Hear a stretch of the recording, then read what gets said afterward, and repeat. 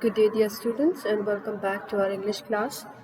Now, in the previous classes, we had seen that this is a play that is called The Miracle Merchant, and this is a story of this rich household in the Edwardian era. So, the house is owned by Mrs. Bowistle, who stays with her nephew, Louis Corset. And Louis Corset keeps asking his aunt for money in order to enjoy himself. But there is this one time that he has asked her for money and she has refused to give him, saying that she's had a lot of expenses of late. One of the main reasons why she's had a lot of expenses is because she keeps on entertaining a lot of guests in her house.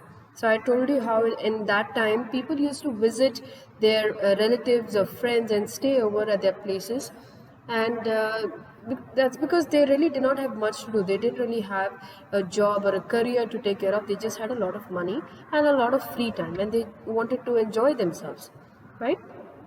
So we have seen that in the play, when the play starts, there is already a guest staying at Mrs. Bowistle's house, that is Jane Martlet. And Jane Martlet is a very common guest at the Bowistle's household, because and it is known to us that keeps coming. She's very regular, you can say, at Mrs. Bowistle's place, because there is a certain pattern that she has, and that is very well known to both Louis Corset as well as his aunt Mrs. Bowistle. And what is her pattern? When she writes a letter saying that she's going to come to visit Mrs. Bowistle, she always says that she will stay for 6 days. But ultimately, she always stays for a fortnight, which is 2 weeks. Okay, so she doubles the amount of days that she actually had written that she's going to be staying for. Okay, and this has always been the case. They are of course not going to say anything to her, because they have to be very polite to her, because she is their guest, right? So they've kind of accepted it. But now suddenly there is a problem with this whole existing system, because there is a new guest or another guest that has written to Mrs. Bowistle saying that she's going to visit Mrs. Bowistle's place and she's going to stay at Mrs. Bowistle's house for some time. And this guest is none other than Dora Bitholz, who was a very good friend of Jane Martlet, but now they become sworn enemies. And the reason why they become sworn enemies is because they're both into poultry breeding. So they breed a new hen and then they sell it. And what had happened is that Dora had sold this very extraordinary breed of hen to Jane Martlet, and because it was an extraordinary breed, she had charged a very high price to her best friend, that is Jane.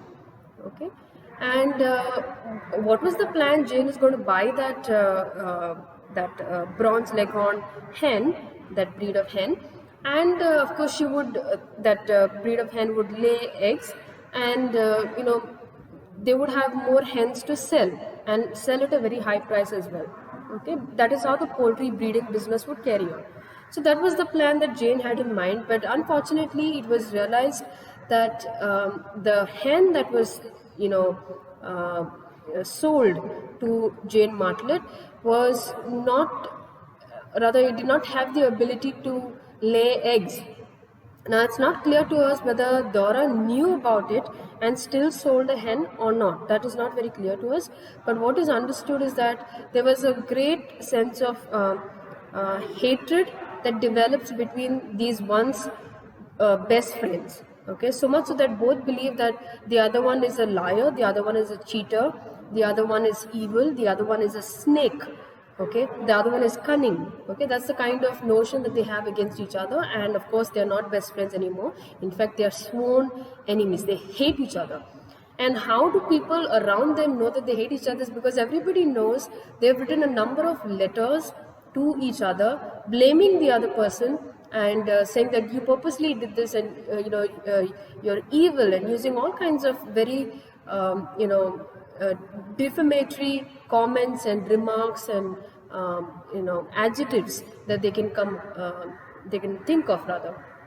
So you can understand that it's a very heated argument going on, and Lewis tells us that the only reason why that argument is not blown out of proportion is because they have not met face to face. Both of them are living in their own houses and they have written letters, and you can't write too many pages for a certain amount of money. So because of that, they have reduced the number of insults that they can think of, because they have to write it down and they've got to pay for the number of pages that they send via the post. Okay, so that is what he says. And now, if Dora Bittos comes, and Jane Martlet is definitely going to be in the house because her fortnight is not yet over, her 2 weeks are not yet over. So obviously they're going to be face to face. That would mean that there's going to be a blast here. They are going to talk and insult each other, and it's going to be a huge drama that is created at Mrs. Bovessel's house. Okay, so she is upset about it and she does not want such an unpleasant situation. And of course, people will talk. Everyone will come to know about it, and her reputation may be affected. So she is very unsure about this, and she anyhow wants that Jane Martlet should be sent away from her house. Why? Because she cannot tell Dora not to come, because she has already told Dora previously not to come. Dora had written a letter before also saying that she's coming, but Mrs. Bovessel had, for some reason, she said, I can't entertain you right now, so come some other time. So second time, it doesn't seem good to be ignoring that guest. It seems very rude. So that's the reason why she cannot stop Dora Bittos from coming. That means the only other option is to get Jane Martlet out of the house before Thursday, because Thursday is the day that Dora Bittos is going to arrive at Mrs. Bovessel's house. And we had looked at that. That is the setting, that is the background to the story, and Louis takes this as an opportunity to make money. He tells his auntie that he is going to supply her a miracle, and that miracle would be removing Jane Martlet out of the house before the fortnight is over, because she is not going to listen to anybody and she will always do her thing, right? So it's going to take a miracle, a chamatkar, to actually take her out of the house before Thursday, before her fortnight is over. Okay, and so Louis tells his aunt, don't worry, I will supply you that miracle, but in exchange for that you have to give me the 20 pounds that I had asked you for, and you said that you didn't have money, but now you have to pay me. I'm not doing this for free. So that is why I had told you, he is called the miracle merchant, because he is selling a miracle, in this case to his aunt. Okay, so now we had seen that he is trying to come up with different ways in order to tell Jane Martlet to leave the house. And here we have this one situation where we have Sturridge. Sturridge is the butler. I'll just take it from here. So we have in the stage directions that Sturridge takes a jug and exits left. Louis looks fixedly after him, seats himself near Jane and stares solemnly at the floor. If you just look at the body language here of Louis, the fact that he's staring at Sturridge, okay, and you can make out that something has clicked. He's got an idea, he's got a brilliant idea. That's why he keeps looking at Sturridge. And of course, you can understand right now that this idea has got to do with Sturridge somehow. So Sturridge is going to play a role in this idea that Louis has come up with. Okay, so, and he stares solemnly at the floor. So he's thinking how to come up with this idea, how to create the plan, how to lay down the trap and everything, right? So he's very seriously looking at the floor. Then Louis says, servants are a bit of a nuisance. So servants are a bit of a trouble.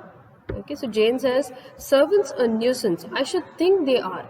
The trouble I have in getting suited, you would hardly believe. But I don't see what you have to complain of. Your aunt is so wonderfully lucky in her servants. Sturridge, for instance, he's been with her for years, and I'm sure he's a jewel as butlers go. Okay, so the topic is about servants. They're complaining about servants, and Louis says that yes, they are very troublesome. And Jane also agrees that they are troublesome, they're very difficult, nobody likes them. But in fact, she herself in her own house finds it very difficult to get adjusted to one servant. Okay, but she says that, you know what, you don't have anything to complain about because your aunt is very lucky. She's unlike me, she is very lucky. She's got a lot of really nice servants. One of them is Sturridge. Sturridge is the butler, who's the head of all the other servants and the main in charge there. Okay, and Sturridge is a jewel. He's priceless. He's like a diamond when it comes to servants. He's so good. Why are you complaining? So Lewis says that's the trouble. It's when servants have been with you for years that they become a really serious nuisance. The other sort, the here today, the gone tomorrow lot, don't matter. You simply got to replace them. It's the stairs and the jewels that are the real worry. Okay, so now, it's not very clear where Lewis is going with it, but he's trying to say that yes, Sturridge is someone who has been with my auntie for many years, and he's a jewel, and he's really good at his job and everything. But that is the main problem. Okay, he has become a nuisance. He has become a sort of a trouble for us, but we can't let him go because he's been with us for so many years. So he's trying to say that these kind of servants who have been with us for so many years and they're good at their work, they are the bigger nuisance compared to the other servants who don't stay too long because their service is not good, they're thrown out. The new servants. So really, you can't understand so far where he's going with this case. Why is he saying that Sturridge has stayed for a very long time, is a good servant, but he is still a nuisance? That is not very clear. But it will become clearer in the next few lines. So Jane is also confused. She says, but if they give satisfaction, so she's trying to say, Sturridge you're saying is good. He's been with your aunt for many years, fine, but he is also good. So what is the problem? So before she completes her sentence, Lewis says, that doesn't prevent them from giving trouble. So he's trying to say that yes, just because they do their work properly and they satisfy the master and the mistress of the home, that doesn't mean that they do not give any trouble at all. Okay, as it happens, I was particularly thinking of Sturridge when I made the remark about servants being a nuisance. And Lewis is trying to tell her, I'm especially talking about Sturridge when I'm talking about servants who do their job well, but they're also giving trouble. Okay, so obviously Jane is confused because she has seen Sturridge. She comes to Mrs. Bovissel's house every now and then, so she knows from first-hand experience that Sturridge is a very good butler, a very good servant. All right. So Jane says, the excellent Sturridge a nuisance? I can't believe it. Obviously, she doesn't buy that. She says, not possible, not true. Lewis says, I know he is excellent, and my aunt simply couldn't get along without him. But his very excellence has had an effect on him. Now, this is where he is putting down the trap. He says, the problem is, yes, he is excellent, but that excellence of his, all the work that he has done, that has affected him, and somehow now he has a mental problem. Okay, so Jane said, what effect? How has it affected him? What is the problem with him? So Lewis, very solemnly, very seriously, in a very formal, quiet manner, he says, have you ever considered what it must be like to go on unceasingly doing the correct thing in the correct manner in the same surroundings for the greater part of a lifetime? And he's describing the role of a butler. This is what a butler is supposed to do. He's not expected to make any mistakes. Everything has to be done properly at the right time, and it has got to be exact and perfect. That is the job description of a butler. Okay, and so he's trying to say, have you ever wondered how much of stress and how much of pressure that is to be able to do the correct thing in the correct manner, in the right way, in the same surrounding, in the same house, for the greater part of a lifetime, for most of your life, you do the same thing day in and day out. Can you imagine your situation then? And what is the kind of work that the butler is expected to do? To know and ordain and superintend exactly what silver and glass and table linen shall be used and set out on what occasions, to have pantry and cellar and plate cupboard under a minutely devised and undeviating administration, to be noiseless, impalpable, omnipresent, infallible. Now, all big words, but not very difficult. First, let me come to this. To know and ordain and superintend. To know, of course, knowledge. To ordain is to take control over, to decide what happens, what doesn't happen, and to superintend is again to oversee the functioning of, to sort of preside over everything that is done, and to be able to command all the other servants under you. Okay, exactly what silver and glass and table linen shall be used. So silver, we are really talking about the cutlery, the forks, the spoons, and the knives. And of course, we're talking about rich households, so they don't just have one set of the cutlery, they've got multiple sets. And depending on what meal it is, depending on what occasion it is, also, that set will have to change. Okay, so for daily use it will be one, then when guests come over it will be one, when there is a feast it could be a different one. So like that, there are so many different cutleries to choose from, but he's got to select the correct one. That is his responsibility. And glass, of course, the glass, what kind of glasses, whether it's what drink, then again what occasion it will change. Okay, cutlery, let me just, I think I have a picture of a cutlery. Yes, I have. Yes, cutlery would be, there are different types again. They are all silver in the material that is used, but there are different patterns here. Look at this one. This has got so many different designs to it. There could be a simpler one. Look at this one again. Look at this. So depending on the occasion, depending on what meal it is also, it will change. Okay. Yes. Then the glass, of course, the table linen, even the tablecloth that is used will be different depending on what occasion it is and what meal it is. Okay, and that again has got to be decided by the butler. Okay, besides that, what should he do? He should uh, to have pantry and cellar and plate cupboard under a minutely devised. So pantry and cellar and plate cupboard. What is a pantry? Pantry is a place where you store food. Sorry, pantry, I think I have a picture again. Yeah, so somewhat like this, where you store food and everything should be kept in order. That would be a pantry. And a cellar, of course, would be a place where you store wine. So again, something like this, or even something like this one is a much modern pantry, but an old one would be something like this. Uh, this would be even this. Okay, so where you store wine, it will be underground somewhere where you store your wine, and that also has got to be in order, because for every meal you would have to take something from here and you've got to serve it. So he has to oversee that everything is kept in order. There's nothing that is mixed up. That is his responsibility. Okay, so a minutely devised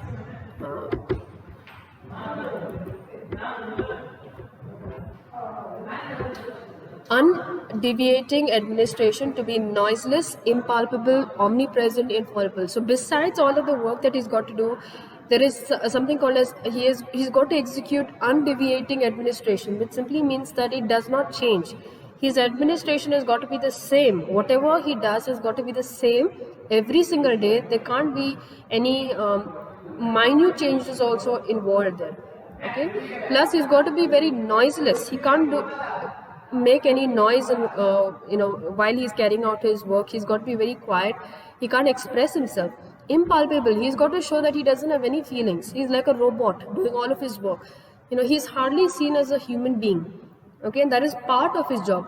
He just has to say yes sir, no sir, your wine sir, limited things like that, but nothing more than that. Okay, omnipresent, infallible. Omnipresent is present everywhere. Just in case anybody requires him, they should be able to spot him. Okay, infallible, again, not making any mistakes. So there's a lot of pressure and a lot of expectations from the role of a butler.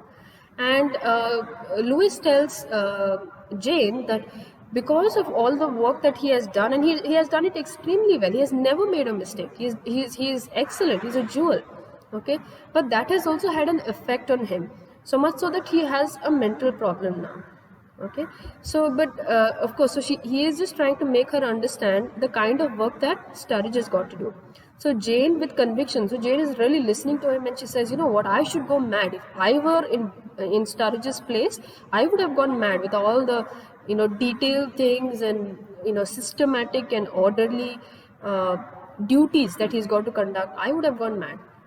And Lewis, he just pounces on that occasion. He says, yes, exactly, mad. Okay, that is what Sturridge has gone. He's gone mad. Okay, so right then Sturridge enters. Sturridge left with milk jug, which he places on the table, and exit left. This milk jug, if you remember, is for Jane Martlet, because she had said that her milk has gotten cold and she wanted some hot milk. So he gets it so immediately for her. And Jane says, but Sturridge hasn't gone mad. Because if he had gone mad, he wouldn't have followed my instructions so clearly. He's doing his work properly. There's no sign of him going mad. So she says, he hasn't gone mad. Lewis says, on most points, he is thoroughly sane and reliable, but at times he is subject to the most obstinate delusions. So, Lewis says that most of the times he looks normal, he looks fine, he looks like he has not gone mad, and he is very much reliable. You can tell him things, he will still do it. But there are a few times when he is subject to the most obstinate delusions. Delusion is a false belief or an idea. Okay, so when you believe something that does not really exist or that is not really the case, that would be a delusion. And obstinate means a very fixated delusion. Okay, so that is what is the situation. That is the part of him that is slightly insane. So sometimes he has these situations where he gets stuck on the most, obstinate delusions, most very strong delusions here. So Jane says delusions. What sort of delusions? So what kind of false beliefs does he have? And she helps herself to more coffee. So this woman has not stopped eating, right? So Lewis says, unfortunately, they usually center around someone staying in the house, and that is where the awkwardness comes in. So again, if you understand Lewis's trick, he is really building his plot, his trap here. So he's saying, you know what? Otherwise, he's fine. He's fine with the rest of the family members, but only when it comes to guests, most of his delusions are centered around those guests. Okay, that is where the problem is. That is where it becomes a little awkward, because he starts behaving in a slightly insane manner with the guest. So it is an embarrassment for us, because we are entertaining the guest, and it is our responsibility to make the guest feel welcome, not to make that guest feel awkward. Right? So then he says, for instance, for example, he took it into his head that Matilda Sheringham, who was here last summer, was the prophet Elijah. Okay, so this is one of the delusions that they had. Matilda Sheringham was another guest that had come to Mrs. Bovissel's house, and according to Lewis, when she had come to stay, Sturridge thought that Matilda Sheringham was actually prophet Elijah.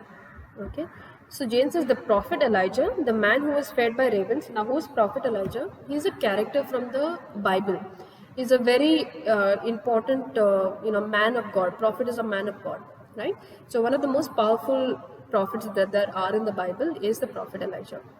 And so she says, prophet Elijah, the man who was fed by ravens. Now, if you read up about the prophet Elijah, you come to know that there is a story of him when there was, God had told him to go to a certain place, and there was no food or water there available. Okay, so God had told him, don't worry, I will send ravens.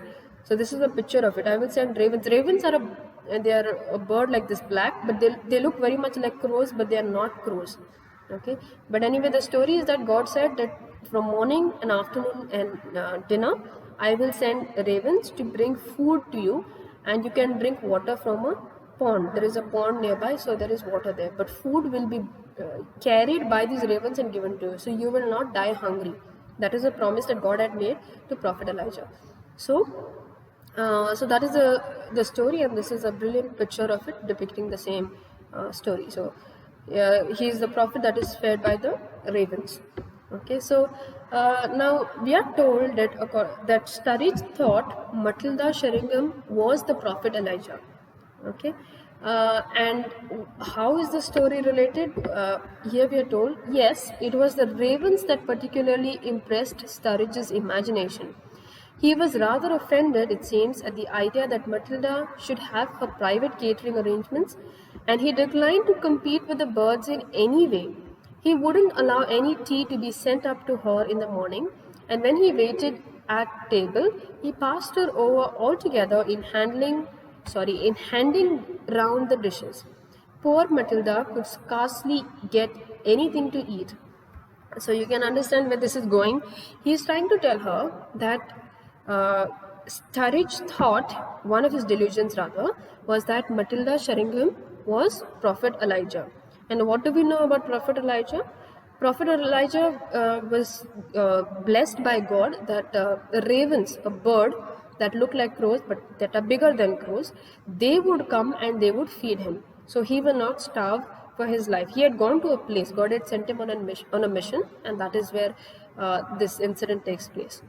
So if Sturridge thinks that Matilda Sheringham is Prophet Elijah, that means Sturridge believes that there are ravens coming to feed Matilda Sheringham.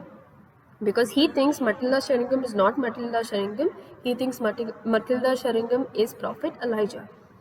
Okay, so we are told that he was rather offended, it seems, at the idea that Matilda should have her private catering arrangements. Now, this is humor here.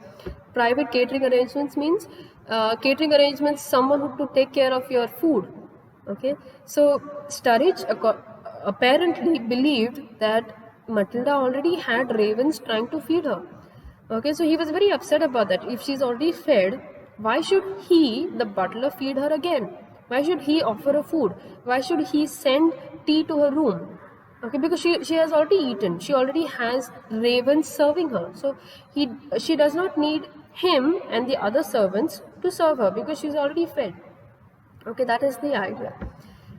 So he was upset at the idea that Matilda should have her private catering arrangements, and he declined to compete with the birds in any way. So he says, "I'm not going to compete with the birds. I am offering my services, that is separate. But if you are taking services from the ravens, I'm not going to compete with it. You take services from the ravens themselves." Okay, so that's why he wouldn't allow any tea to be sent to her in the morning. Why? Because he believed that the ravens have already given her something to eat. And when he waited at the table, he passed her over altogether in handing around the dishes. So again, the butler's responsibility is to make sure that all the food is passed around to all the members seated at the table. So he made sure that he would not pass any of the food towards her because he believed she had already eaten because the ravens have already fed her. So poor Matilda could scarcely get anything to eat. So because the butler is in charge of all the food arrangements and he gave her nothing to eat, Matilda could not eat. She scarcely got anything to eat and she hardly got anything to eat. Now obviously this is not true. This has not happened. Sturridge is not mad, but Lewis is making up the story. Okay, and he's trying to show, and he especially centered the story around food because we all know that Jane Martlet is very greedy. She loves to eat a lot. Okay, so he's trying to say that he may do something similar to you and he may starve you. So you would not want a situation like that. So therefore you should leave the house and go. That is what he's really trying to get at. Okay. But let's see what Jane says. Jane says, "How horrible, how very horrible.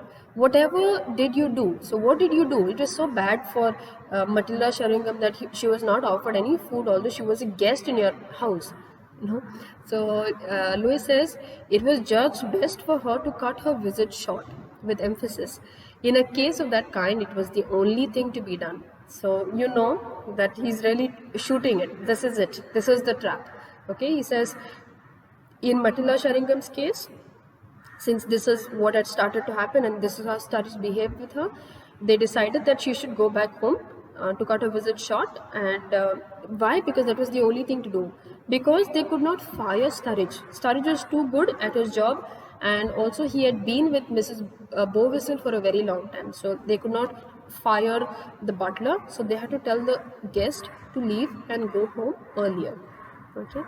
So now obviously Lewis is trying to tell her Sturridge is not stable, he's not mentally stable, so you should also cut your visit short and go back home. That is what he's trying to get at. But let's see whether Jane gets scared. We are told here, Jane says, "I should not have done that." She cuts herself some bread and butters it. Okay, she's eating again. This is probably the third time she's eating. And we are told that Jane says, "I should have humored him in some way. I should have said the ravens were molting, but I certainly shouldn't have gone away." So Jane is not scared. She's undeterred. She's unaffected by anything here. She says, "You know what? If I were in Matilda Sheringham's place, I would not have gone home. I wouldn't have listened to you all. I would have stayed. And I would have made fun of him. I would have told him things like the ravens are not coming to give me anything. Why? Because the ravens are molting. Ravens are molting. Is molting simply means that they're losing their feathers. I have a picture that I can show you of ravens molting. Now, molting is when, now all birds have feathers and they need the feathers to fly. Of course, the feathers don't remain the same. Okay, so they get weak after some time. So what birds do is they pluck off a few feathers and they'll wait for some time till the feathers grow. Okay, in order to make sure that the feathers are always strong and they can support the bird in the air. Okay, that is molting. So usually this is what the bird will look like as if she has lost some of its feathers, or whether she has been attacked in some way. That is what they look like when they are molting. Okay, but it's a very interesting process. um, Even penguins molt. Okay, they take off their own feather and they wait for new ones to grow, and then they that is how they make sure that the wings are always strong. Okay, so if they're molting, they don't fly too much, or some birds don't fly at all, because obviously the wings are not as strong with half the feathers already removed. Okay, so what Jane Martlet is trying to say that if I were in Matilda Sheringham's place, I would have just made a joke about how the ravens have not come to feed me. Why? Because the ravens are molting. So if they're molting, they will not travel so far and they will not come to serve me. Okay. So she says I would have made up some story like that, but I would not have left the house and gone the way Matilda Sheringham has gone. Okay. Okay, I think I missed a page. Sorry about that. Please give me a minute.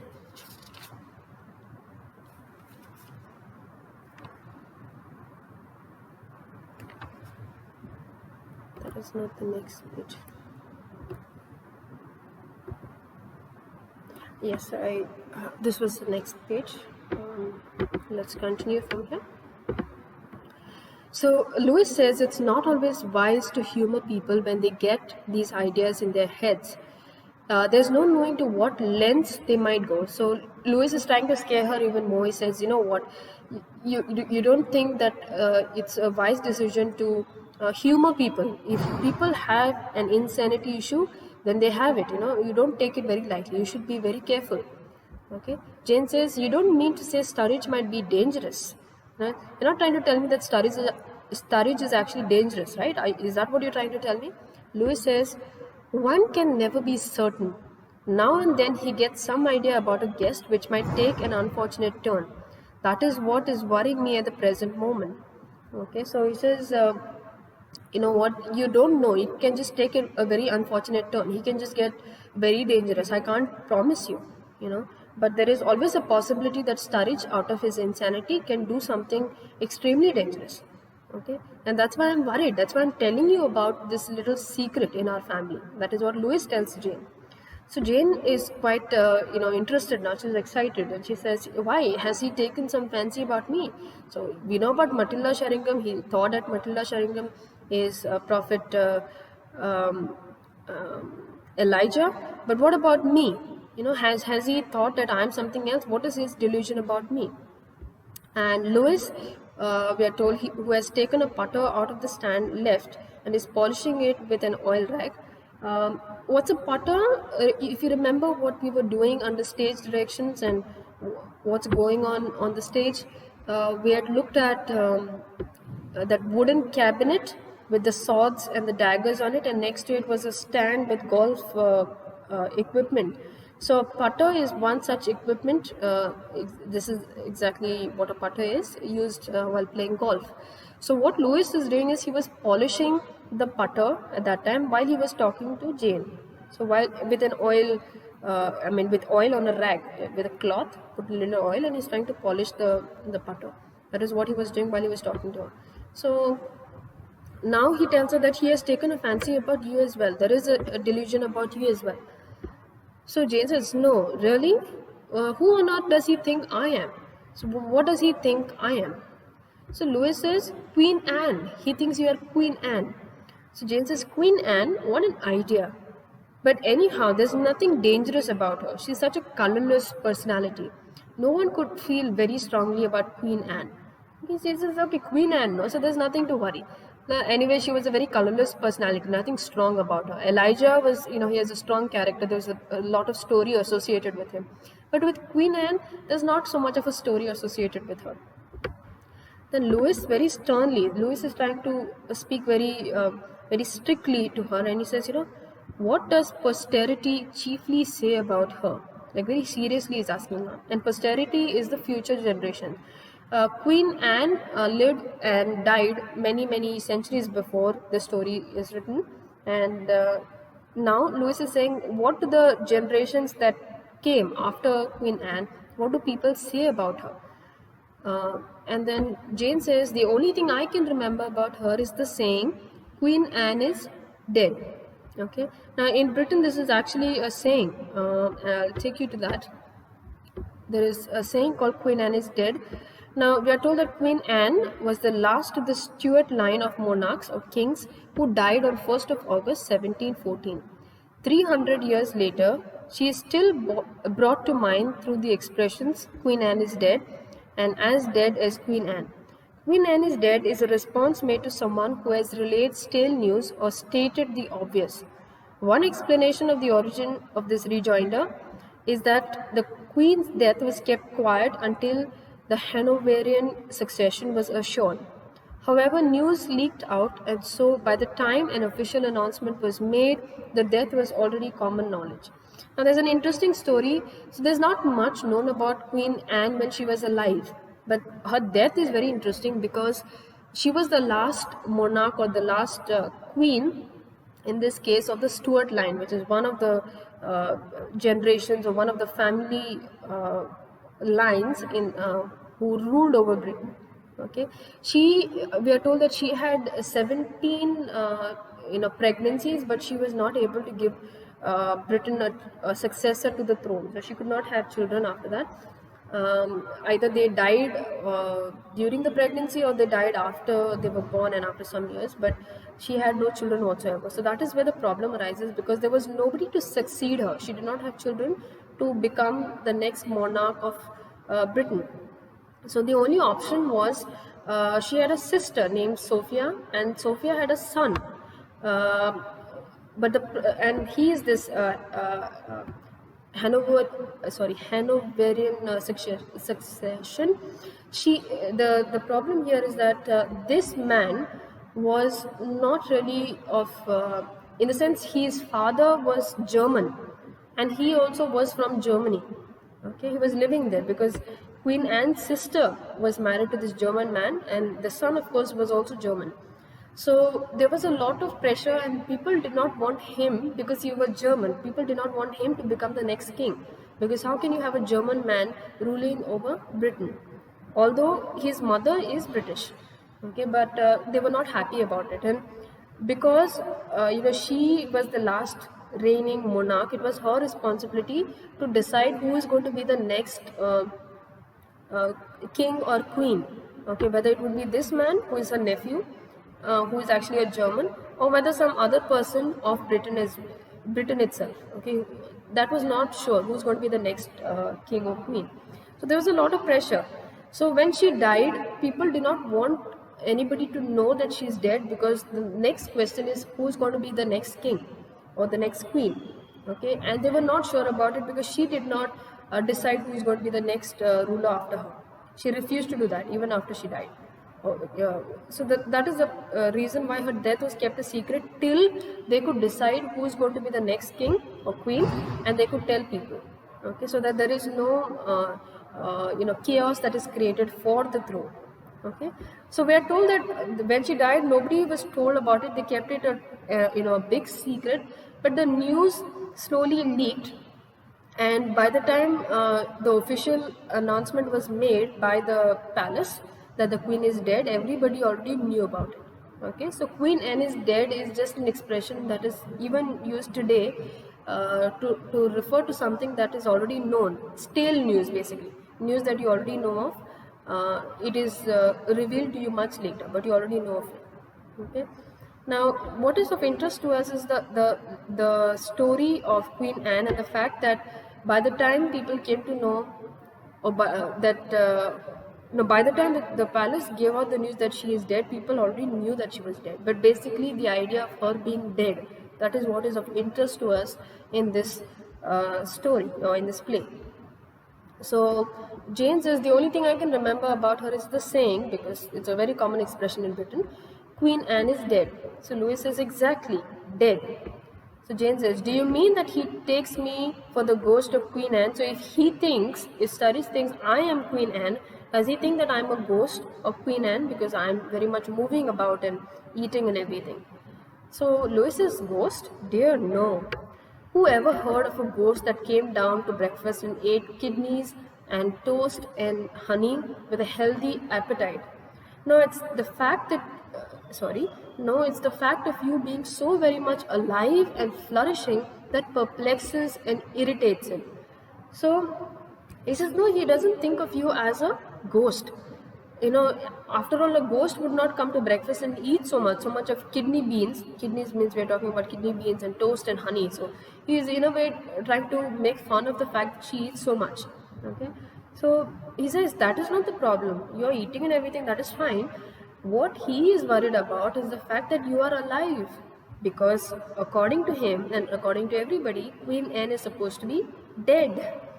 Okay, so Jane says she's very anxious now. She's a little upset. She says, irritates him? Does it irritate him that I'm alive and that I'm eating so well and I'm flourishing and everything? So Louis says, yes, all his life he has been accustomed to look on Queen Anne as the personification of everything that is dead and done with, as dead as Queen Anne, and now he has to fill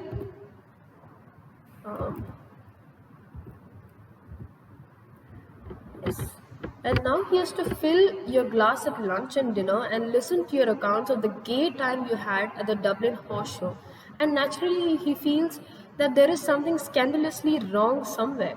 Okay, so Louis tries to tell her that the problem is he thinks that you should be dead and everything, and here you are eating so much and you're talking and you're full of life and laughter, and you're telling people about the gay time, the fun times that you had at the Dublin Horse Show. So all the travels that you've had, all the events that you've had, all the places you visited, you talk about it so much. So he does not like that, and he feels that there is something wrong somewhere. Why? Because you're not supposed to be alive and enjoying your life. You're supposed to be dead, because he thinks you are Queen Anne.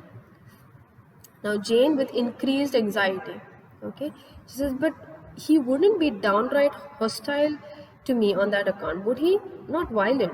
So she says, okay, I understand, I get the situation. I understand that he's, upset with me and that he has this mad belief that I am Queen Anne and therefore I'm supposed to be dead and everything.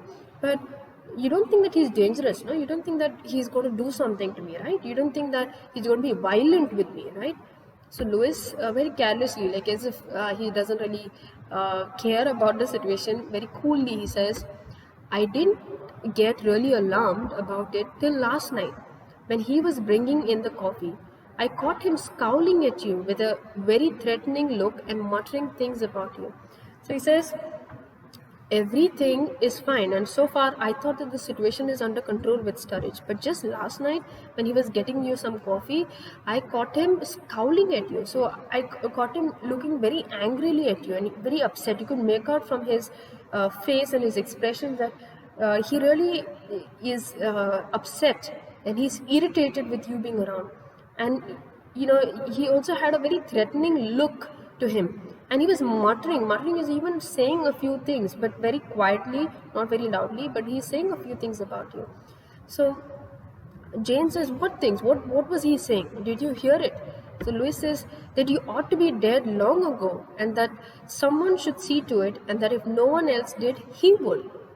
That's why I mentioned the matter to you. So, of course, he says, you know what, Sturridge wants to make sure that you're dead, because according to him, you are Queen Anne and you're supposed to be dead. So he says that if nobody else will do it, then he will make sure that you are dead. Okay.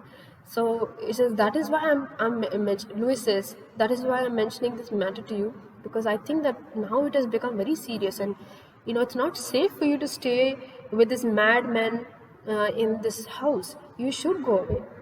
Okay, so Jane says, this is awful. Your aunt must be told about it at once. She says, this is dangerous. This is bad. How can it be that a butler is after my life? After all, I'm the guest here. And, she says, please tell Mrs. Bovisil, your aunt, as soon as possible because, this is so dangerous. And Louis says, my aunt must not hear a word about it. It would upset her dreadfully. She relies on Sturridge for everything. Okay, so of course, we are not going to be threatened so easily, and Louis is not going to give in so easily. So he says, "There's no option of me telling my auntie about it because she really relies on Sturridge. We cannot remove him from the job. So you only need to be careful here." Okay.